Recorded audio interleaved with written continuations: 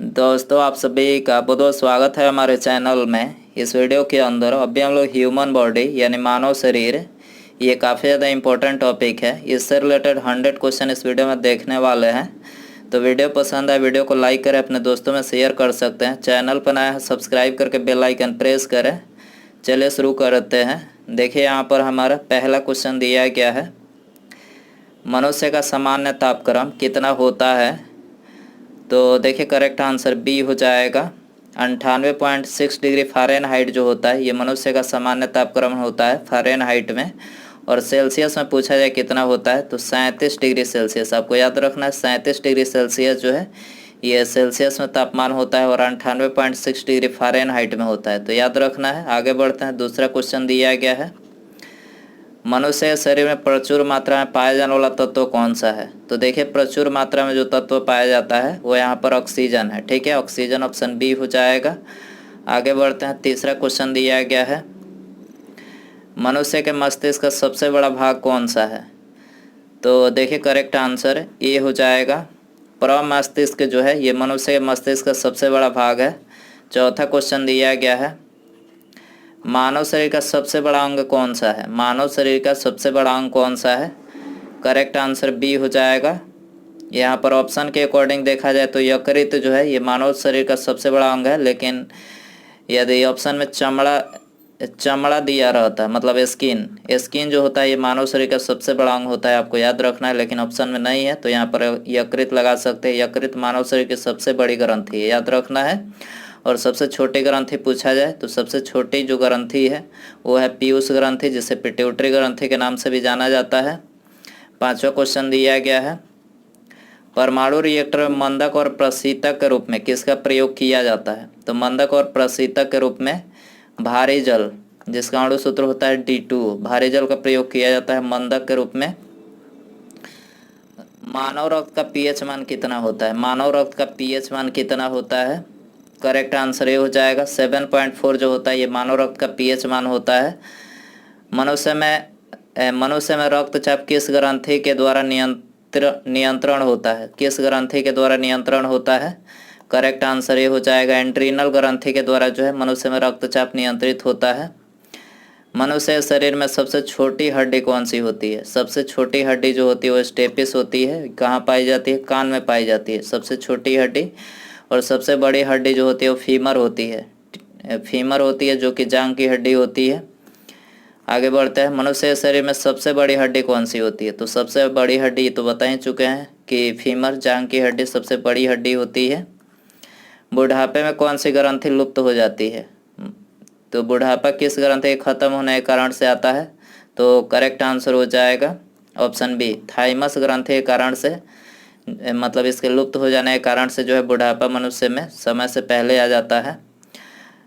मनुष्य के रक्त में कौन सी धातु पाया जाता है। तो कौन सी धातु पाया जाता है। करेक्ट आंसर सी हो जाएगा, लोहा धातु। मनुष्य के रक्त में कौन सी धातु, लोहा धातु पाया जाता है। मानव शरीर में क्रोमोसोम यानी गुणसूत्रों की संख्या कितनी होती है। करेक्ट आंसर हो जाएगा बी, 46। मनुष्य शरीर में 46 गुणसूत्र होते हैं। मानव शरीर की सबसे बड़ी कोशिका का क्या नाम है। तो करेक्ट आंसर बी हो जाएगा, तंत्रिका कोशिका जो होता है ये मानव शरीर की सबसे बड़ी कोशिका होता है। मनुष्य का सामान्य रक्तचाप कितना होता है। तो सामान्य जो रक्तचाप होता है 120/80 mmHg होता है। ठीक है, 120/80। मानव शरीर का रक्त बैंक किसे कहते हैं। मानव शरीर का रक्त बैंक किसे कहते हैं। करेक्ट आंसर ये हो जाएगा, प्लीहा को मानव शरीर का रक्त बैंक कहा जाता है।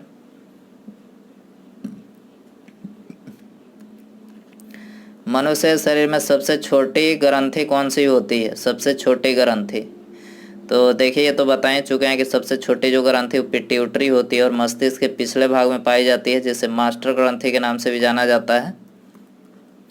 मानव शरीर में जल की मात्रा कितनी होती है। तो करेक्ट आंसर ये हो जाएगा 80% जो है मानव शरीर में जल की मात्रा होती है। मनुष्य शरीर में पाचन मुख्यतः कहाँ पर होता है। तो मनुष्य शरीर में जो पाचन होता है छोटी आंत में होता है, छोटी आंत। ऑप्शन बी हो जाएगा। मनुष्य शरीर में पित्त कहाँ उत्पन्न होता है। पित्त करेक्ट आंसर सी हो जाएगा। यकृत में पित्त उत्पन्न होता है। मनुष्य में कौन सा रक्त सर्वदाता रुधिर वर्ग कहलाता है? यूनिवर्सल डोनर किसको बोला जाता है? तो करेक्ट आंसर ये हो जाएगा, वो रक्त समूह को यूनिवर्सल बोला जाता है, सर्वग्राही AB को। ठीक है, सर्वग्राही ये तो अभी बताया हमने कि सर्वग्राही AB को बोला जाता है। इंसुलिन की कमी से कौन सा रोग होता है? इंसुलिन की कमी से करेक्ट आंसर बी हो जाएगा। डायबिटीज जो होता है इंसुलिन की कमी से होता है। मनुष्य शरीर में इंसुलिन का निर्माण कहाँ होता है? करेक्ट आंसर सी हो जाएगा, अग्न्याशय पैंक्रियाज में जो है इंसुलिन का निर्माण होता है। मनुष्य शरीर में लाल रक्त कण का निर्माण कहाँ होता है? RBC की बात हो रही है। करेक्ट आंसर सी हो जाएगा, अस्थिमज्जा में जो है लाल रक्त RBC का निर्माण होता है। तापमान बढ़ने पर जब बर्फ पिघलता है तब बर्फ पर क्या प्रभाव पड़ता है? करेक्ट आंसर सी हो जाएगा, उपर्युक्त दोनों। घनत्व तो बढ़ता है, आयतन बढ़ता है, आयतन घटता है। ठीक है, तो उपर्युक्त दोनों यहाँ पर हो जाएगा। भोजन का पाचन मनुष्य किस अंग से प्रारंभ होता है? भोजन का पाचन मुंह से प्रारंभ होता है, मुंह। ऑप्शन ए हो जाएगा।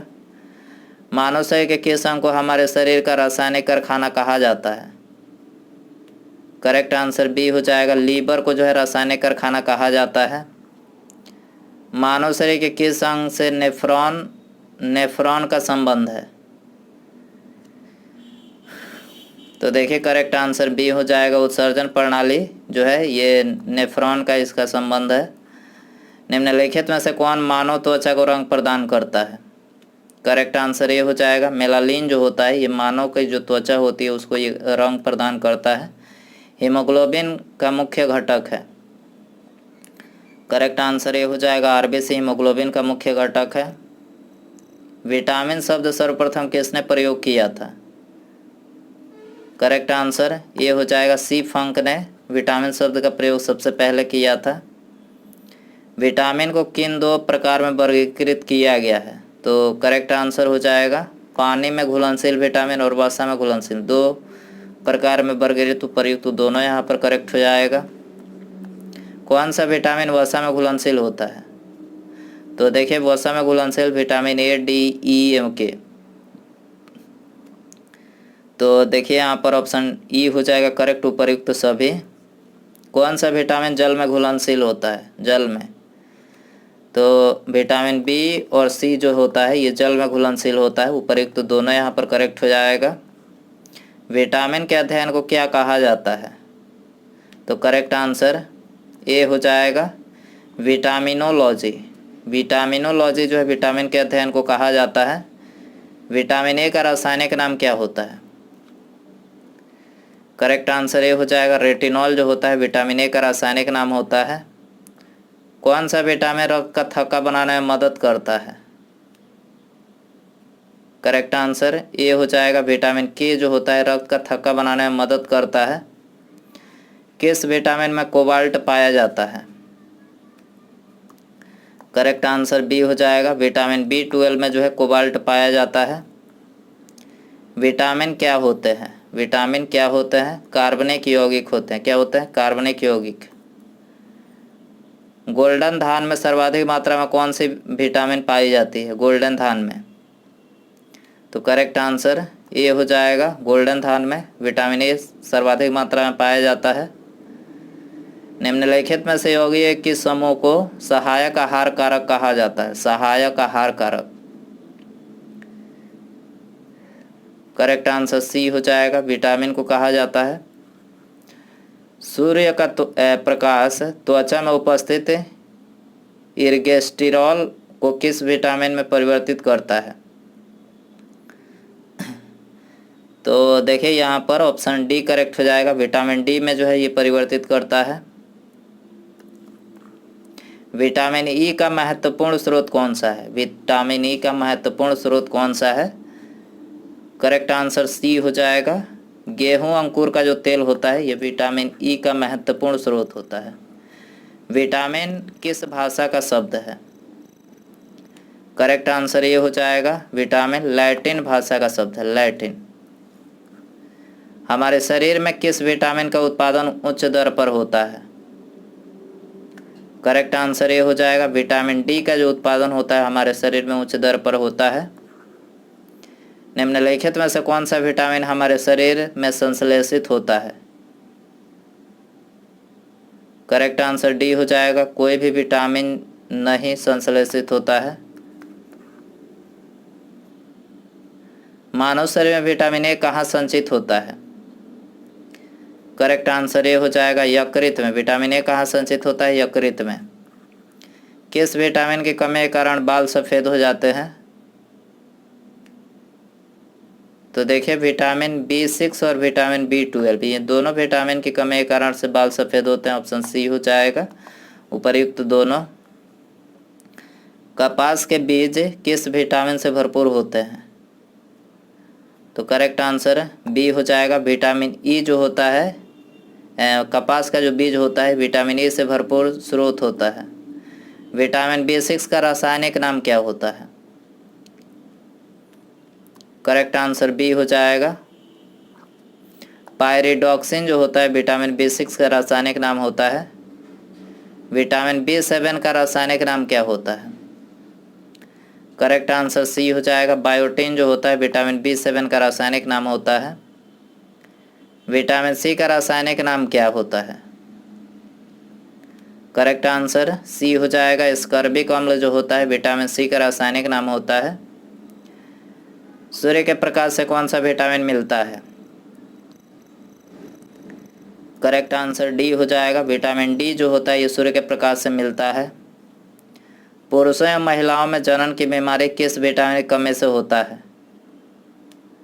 करेक्ट आंसर सी हो जाएगा विटामिन ई जो होता है, विटामिन ई की कमी से जो है पुरुषों और महिलाओं में जनन की बीमारी होती है। छीली हुई सब्जी को धोने से कौन सा विटामिन निकल जाता है?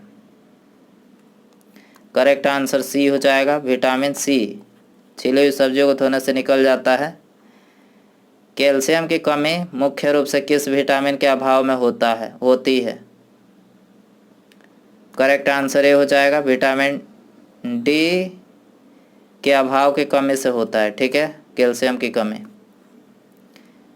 किस विटामिन को एंटी कैंसर विटामिन भी कहते हैं? एंटी कैंसर विटामिन भी कहते हैं।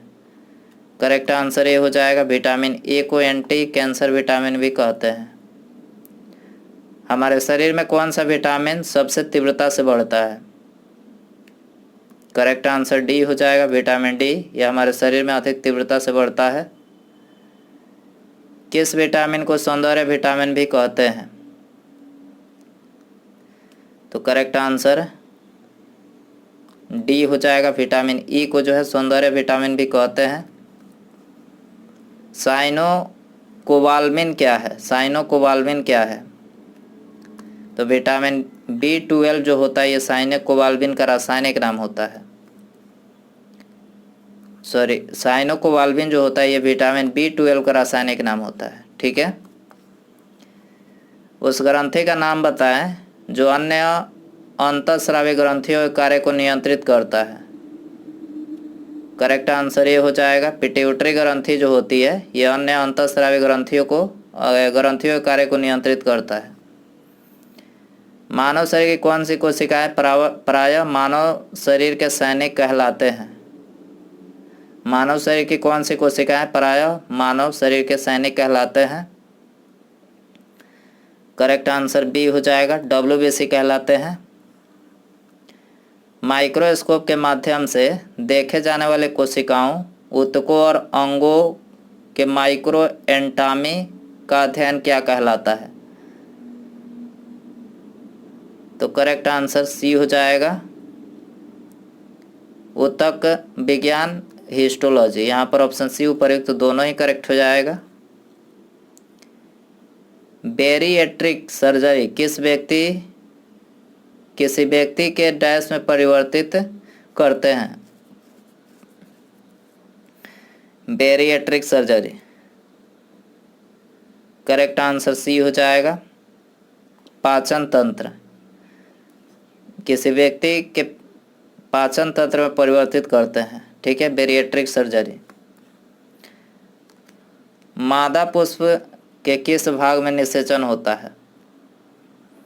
करेक्ट आंसर बी हो जाएगा, अंडाशय में निषेचन होता है। डीएनए मुख्य रूप से कोशिका के डैश में संग्रहित होती है, तो डीएनए मुख्य रूप से करेक्ट आंसर ये हो जाएगा, कोशिका के नाभिक में संग्रहित होती है। कौन सा ऊतक भोजन को एक पौधे के विभिन्न अंगों तक पहुंचाता है? कौन सा ऊतक भोजन को एक पौधे के विभिन्न अंगों तक पहुंचाता है? करेक्ट आंसर ये हो जाएगा, फ्लोएम। विषाणु में क्या पाया जाता है? न्यूक्लिक एसिड और प्रोटीन विषाणु में पाया जाता है। उपर्युक्त दोनों यहाँ पर हो जाएगा। तेल टैंकर में प्रयोग होने वाला शब्द बैरल कितने लीटर के बराबर होता है? करेक्ट आंसर ये हो जाएगा, 159 लीटर के बराबर होता है। तेल बैरल जो होता है, एक barrel.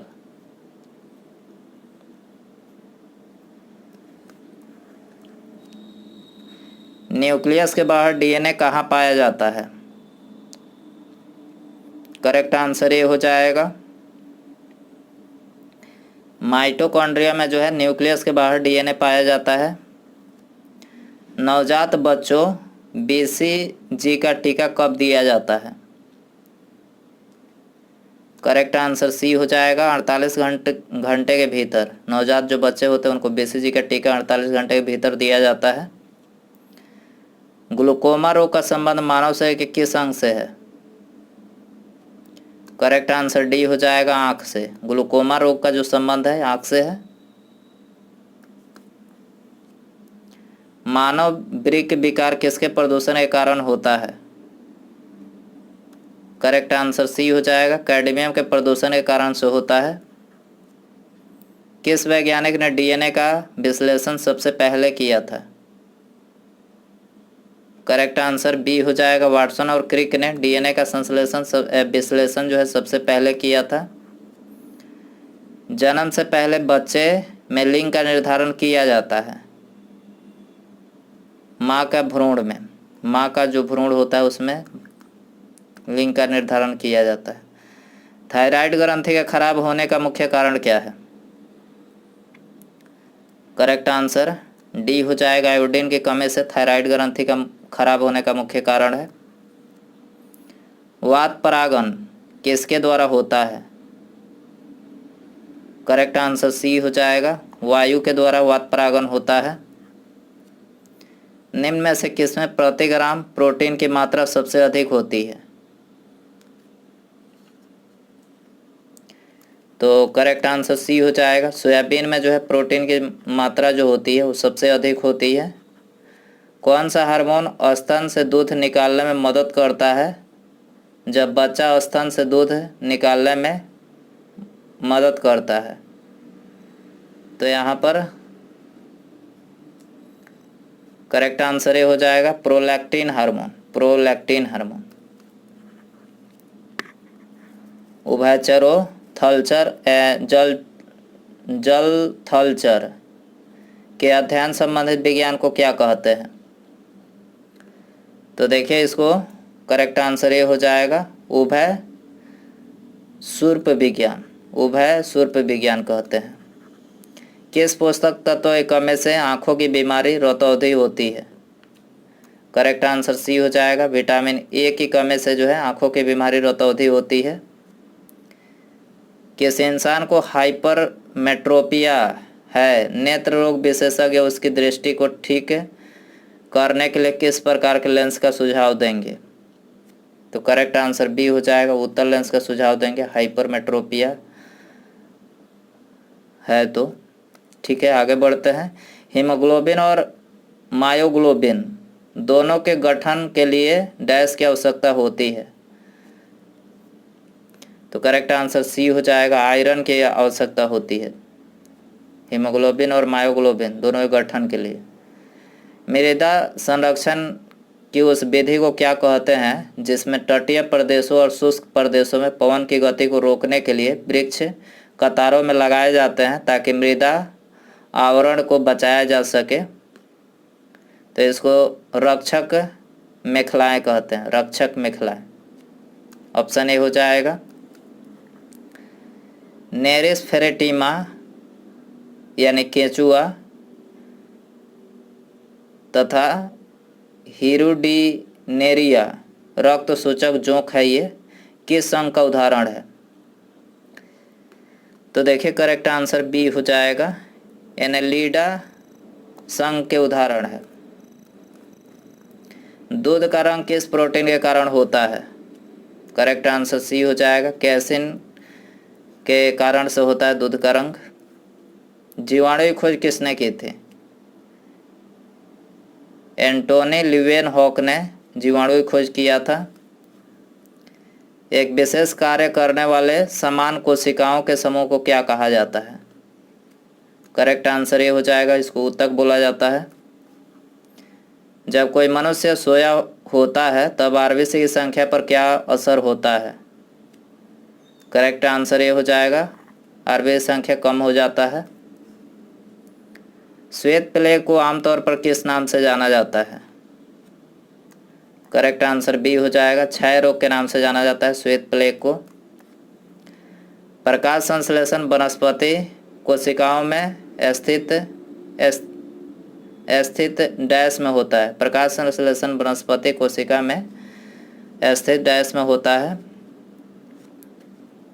Correct answer option B हो जाएगा, क्लोरोप्लास्ट में होता है, क्लोरोप्लास्ट। कौन सी कोशिकाएं पौधों के विभिन्न अंगों को जन्म देती है और पौधों को बढ़ने में मदद करती है? तो करेक्ट आंसर सी हो जाएगा, मेरिस्टेमेटिक कोशिकाएं पौधों के विभिन्न अंगों को जन्म देती है और पौधों को बढ़ने में मदद करती है। कौन सा प्रोटीन रक्त का थक्का बनाने में मदद करता है? करेक्ट आंसर बी हो जाएगा, फिब्रोनोजन जो प्रोटीन होता है रक्त को थक्का बनाने में मदद करता है। जिन प्राणियों में कोशिकाओं 3 भ्रूणीय स्तरों में व्यवस्थित होती है उन्हें डैश कहते हैं? तो करेक्ट आंसर बी हो जाएगा, त्रिकोरकी कहते हैं। किसी जीवित शरीर के अंदर कोशिका या ऊतक की मृत्यु को क्या कहते हैं? करेक्ट आंसर बी हो जाएगा, नेक्रोसिस। जमाई क्यों आती है? करेक्ट आंसर ये हो जाएगा, फेफड़े में कार्बन डाइऑक्साइड बढ़ने के कारण से जो है जमाई आती है। कौन सा विटामिन रक्त स्कंदन में मदद करता है? करेक्ट आंसर बी हो जाएगा, विटामिन के जो होता है रक्त स्कंदन में मदद करता है। मनुष्य के आँख के रंग कौन निर्धारित करता है? मनुष्य के आँखों का रंग कौन निर्धारित करता है? परितारिका, ऑप्शन बी यहाँ पर हो जाएगा। प्लाज्मा का रंग कौन सा होता है? प्लाज्मा का रंग कौन सा होता है? करेक्ट आंसर ये हो जाएगा, पीला होता है। जीव कोशिकाओं में आनुवांशिक लक्षणों के नियंत्रण में कौन उत्तरदायी है? जीव कोशिकाओं में आनुवांशिक लक्षणों के नियंत्रण में कौन उत्तरदायी है? करेक्ट आंसर ये हो जाएगा, डीएनए उत्तरदायी है। वयस्क मनुष्य में कितने लीटर खून होता है? 5 से 6 लीटर, डी आंसर हो जाएगा। मानव शरीर के रक्त का पीएच मान कितना होता है? करेक्ट आंसर सी हो जाएगा, 7.4 जो होता है ये मानव शरीर के रक्त का पीएच मान होता है। आरबीसी का कब्रिस्तान किसे कहते हैं? ये आप सभी के लिए क्वेश्चन रखते हैं, इसका आंसर आपको कमेंट में बताना है। आरबीसी का कब्रिस्तान किसे कहते हैं? सही आंसर कमेंट बॉक्स में जरूर बताएं। और वीडियो पसंद आया हो तो प्लीज़ वीडियो को लाइक कर दें, अपने दोस्तों में शेयर कर सकते हैं। चैनल पर नया है सब्सक्राइब करके बेल आइकन प्रेस करें। ठीक है, मिलते हैं अगले वीडियो में। नमस्कार, जय हिंद, जय भारत।